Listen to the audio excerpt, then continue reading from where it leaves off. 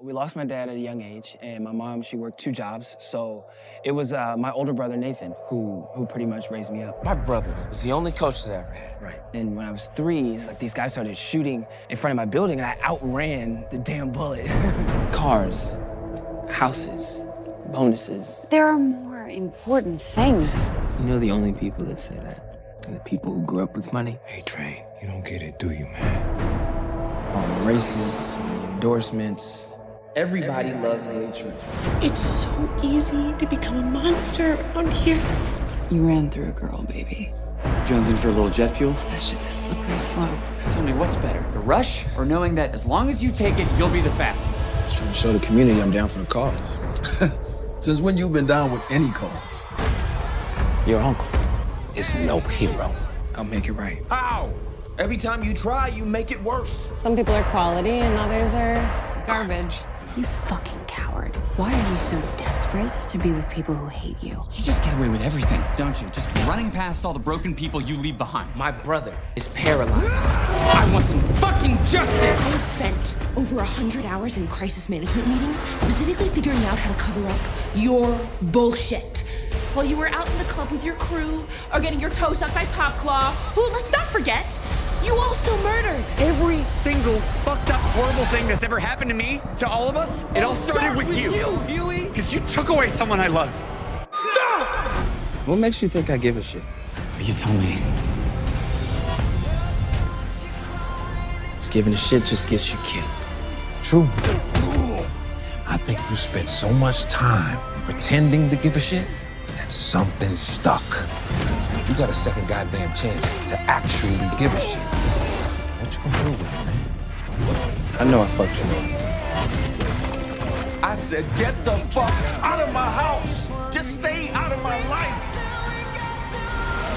You never actually saved anyone. Seeing somebody that you love get hurt like that, I'll spend the rest of my life making it up to you. I'm really fucking sorry, Nate. I'm sorry. I'm fucking sorry, Huey. You remember when we got into it, and I told you that you had never really saved anyone. There was a kid there. His eyes were like, holy shit. Looking at me like I was a hero. That felt better than anything that I had ever done at Vought. Because for once, I didn't hate myself. I'm still breathing, ain't I? And Raina, your nephews, Mom will be really proud of you, man.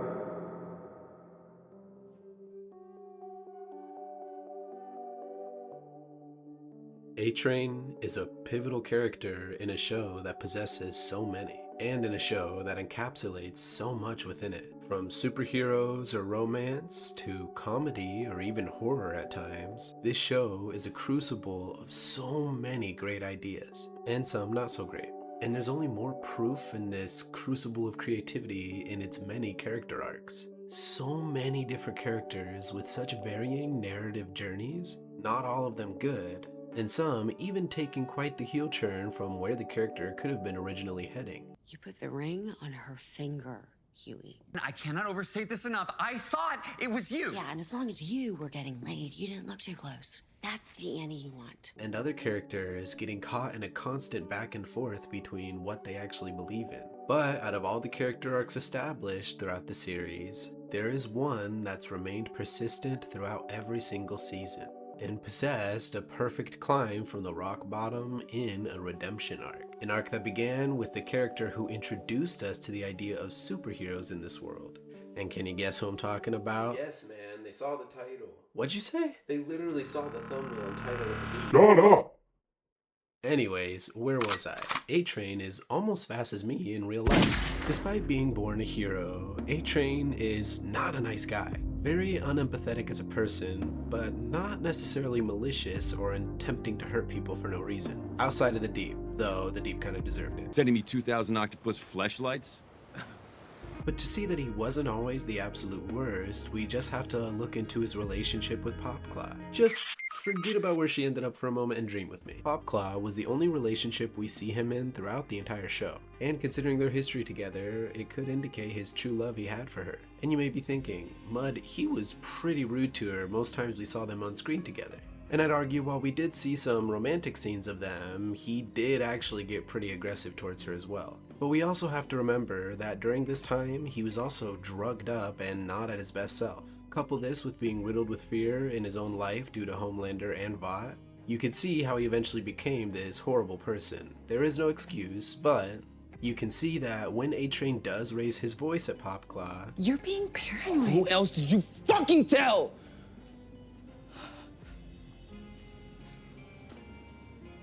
that's not the look of someone who deals with this kind of aggressive behavior consistently. This is a look of someone who's shocked that the person she cares about would do something like this to her. Don't yell at me. And yes, in the end, he did choose to kill her, so there's a solid argument against any love he could have had for her. But I'd argue at this point in time, he was extremely unself-aware, and he killed her because he was just straight up a coward who had the pressure on him. And while Popclaw was the heart of ATrain's story, ironically coherent with the persistent continuous heart issues he keeps facing while on V, it turns out the soul of ATrain's story was with his roots. In other words, his brother Nathan. Nathan, his coach and the one who took care of him growing up.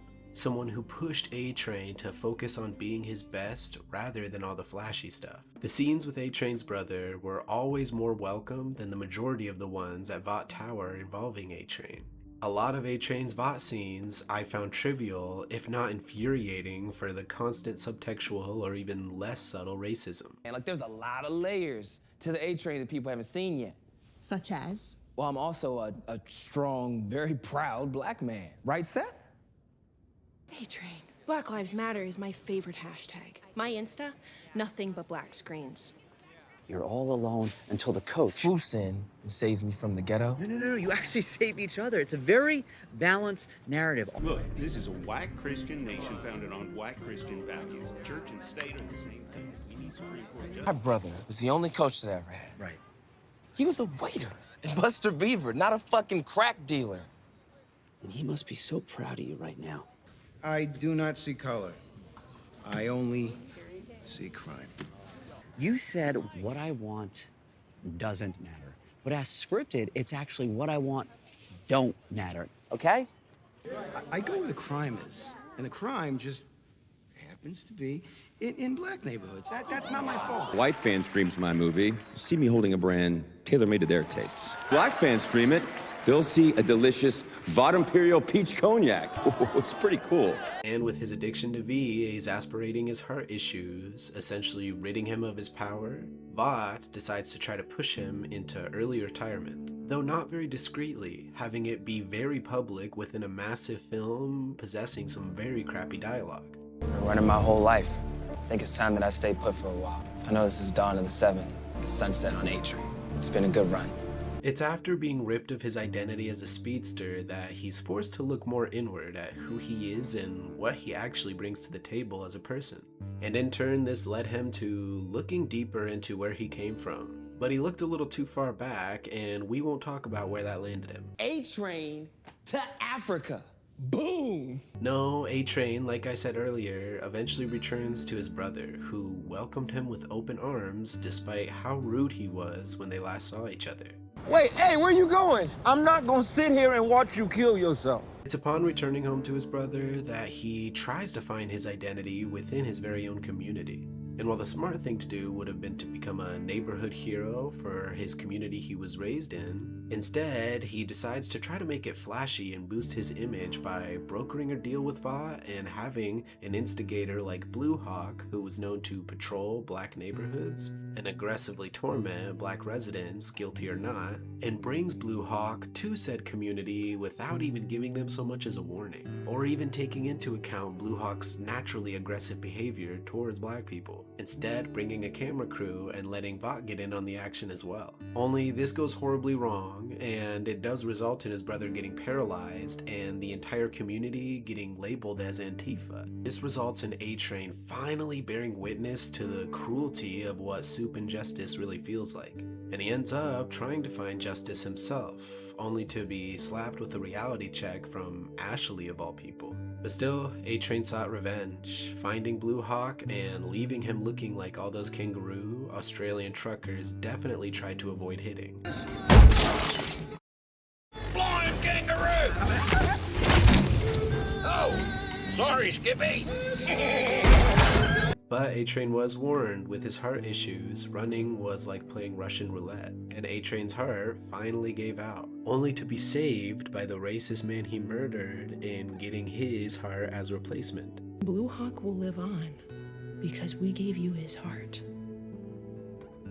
This ironically allowing ATrain to get back to running and earning his place on the 7, but also leaving him with a new perspective on life and what being a hero actually means. As it is after this point that ATrain officially starts making a full attempt to redeem himself and do good things. And while ATrain has helped here and there with the boys so far, it was mostly in the guise of some form of deal, either to get even with Huey or to get rid of someone he didn't like Stormfront. And while he did apologize to Huey in season 3 before his whole heart failure, a more genuine apology than the first attempt, his real path to the side of good began in season 4.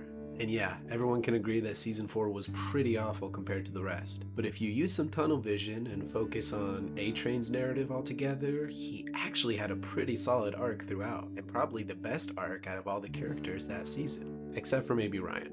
With ATrain continuing to help the boys despite already pretty much being even with them. He would come up with excuses at first, and he eventually just gets to the point where he helps and can't even explain why. Why'd you do that?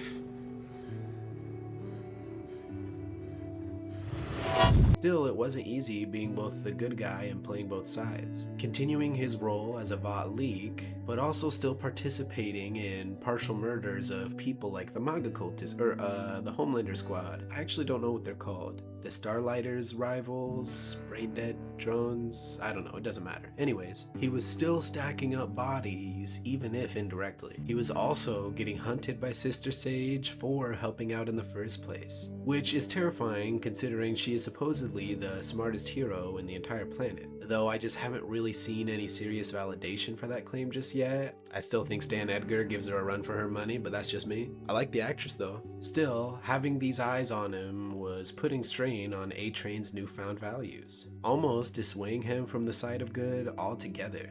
Just giving a shit just gets you killed. True.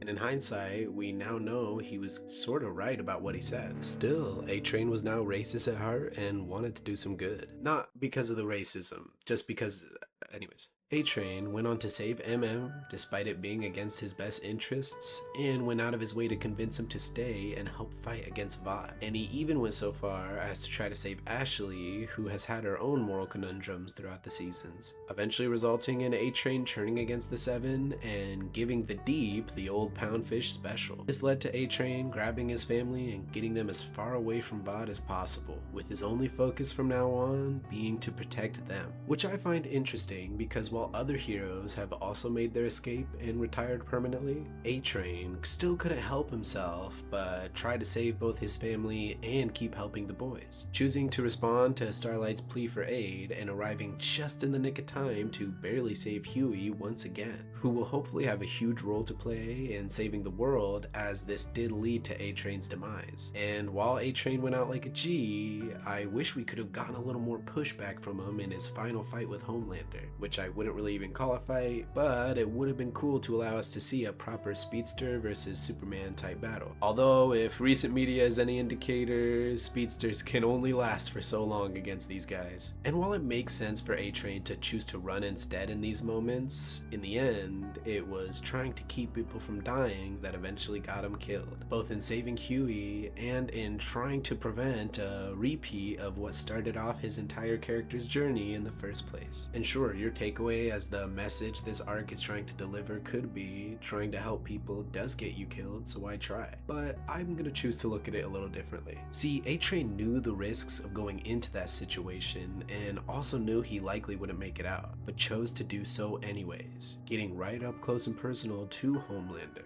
And within his final moments, he hurt Homelander the only way you really can at this point, and that's internally, directly resulting in Homelander panicking, his insecurities boosting, and him reawakening Soldier Boy. I know there's this whole moment of Homelander feeling betrayed, and he thinks of ATrain like a family or his older brother. I like to think of myself as the big brother that you never had.